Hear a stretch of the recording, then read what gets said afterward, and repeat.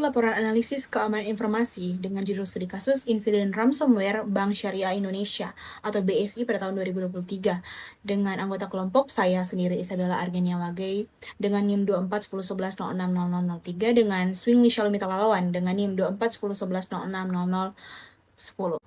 Yang pertama ada pendahuluan, di mana di sini ada analisis kronologi serangan dengan pola ekstrafiltrasi data.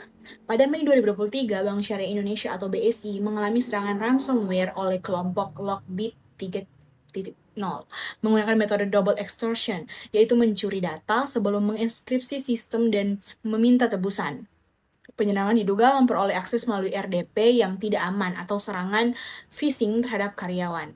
Dan selanjutnya, data diekfiltrasi secara bertahap selama periode lebaran ketika pengawasan itu menurun. Dan pada 8 Mei 2023, ransomware dieksekusi sehingga layanan BSI Mobile, ATM, dan transaksi perbankan mengalami gangguan. Dan setelah sempat diklaim sebagai pemeliharaan sistem, BSI kemudian mengakui adanya serangan cyber pada 13 Mei 2023. Dan Lockbit menuntut tebusan sebesar 20 juta US dollar dan setelah negosiasi gagal, data hasil curian dipublikasikan ke dark web pada 16 Mei 2023. Berikutnya itu analisis matematis eksfiltrasi data. Data yang dicuri itu berjumlah sekitar 1,5 TB dengan kecepatan transfer data rata-rata 25 Mbps. Dan berdasarkan perhitungan, dengan T sama dengan D per V sama dengan 12 kali 10 pangkat 12 per 25 kali 10 pangkat 6. Atau dengan diperoleh hasil itu 480.000 detik. Dan juga setara dengan 5,5 hari. Secara teoritis, proses transfer data dapat selesai sekitar 5,5 hari.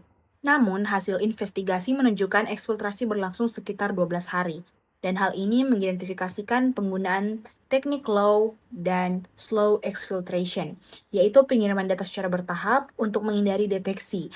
Dan temuan ini menunjukkan bahwa kelemahan utama BSI tidak hanya terletak pada serangan ransomware, tetapi juga pada kegagalan mendeteksi aktivitas pencurian data sejak tahap awal. Dan yang kedua itu identifikasi titik lemah sistem dan solusi pengerasan.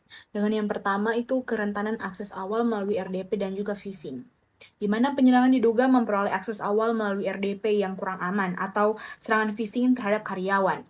Dan hal ini memungkinkan pelaku memasuki jaringan internal dan memulai serangannya.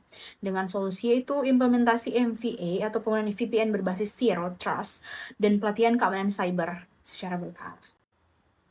Dan yang kedua itu kelemahan Active Directory dan hak akses, di mana penyerangan melakukan lateral movement atau privilege escalation sehingga berhasil menguasai Active Directory, sehingga ransomware dapat menyebar ke seluruh jaringan. Dan dengan solusi penerapan prinsip least privilege, hardening Active Directory, dan juga pemantauan aktivitas kredensial secara real time. Lanjut, ada kegagalan strategi backup dan recovery, di mana penghapusan volume shadow copy yang dilakukan oleh penyerang itu menyebabkan proses pemulihan sistem menjadi sulit setelah serangan terjadi. Nah, solusi untuk ke depan itu dengan penggunaan air-gapped backup atau bisa dengan immutable backup dan penyimpanan cadangan yang terpisah dari jaringan utama. Lalu ada pula lemahnya monitoring operasional saat periode libur. Jadi penyerang ini memanfaatkan masa libur lebaran ketika pengawasan keamanan ini menurun sehingga aktivitas pencurian data itu tidak segera terdeteksi. Solusi untuk ke depan itu bisa dengan penerapan SOC dalam waktu 24/7, sistem peringatan otomatis, dan yang terakhir itu pengaturan jadwal pengawasan selama hari libur. Lalu, ada pula kegagalan deteksi dini aktivitas anomali. Jadi proses eksfiltrasi data sebesar 1,5 terabyte ini berlangsung selama berhari-hari, di mana tidak ada tindakan pemblokiran otomatis. Ini menunjukkan lemahnya kemampuan deteksi perilaku yang mencurigakan atau anomali. Solusi untuk ke depan itu bisa dengan implementasi SIEM dan juga UEBA dan threat hunting berkala serta analitik keamanan berbasis AI. Dari kelemahan-kelemahan tersebut, dianalisis dampak serangan, di mana dari sisi operasional itu jadi terganggu karena layanan ini sempat terhenti atau lumpuh. Dari sisi reputasi, kepercayaan nasabah itu jadi menurun. Nah, dari sisi hukum, itu bisa terjerat atau terkait dengan Undang-Undang Perlindungan Data Pribadi.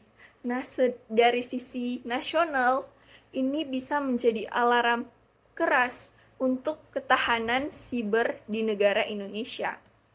Kesimpulannya, kasus Bank Syariah Indonesia ini membuka mata atau menunjukkan bahwa ancaman siber di zaman sekarang ini bukan hanya tentang mengunci data saja, tapi juga mencuri data pelan-pelan. Kelemahannya itu bukan di enskripsinya, tapi karena telat atau terlambat mendeteksi pencurian data tersebut. Maka kedepannya ini wajib untuk menerapkan strategi keamanan yang berlapis atau defenses in depth. Sekian presentasi dari kelompok kami. Terima kasih.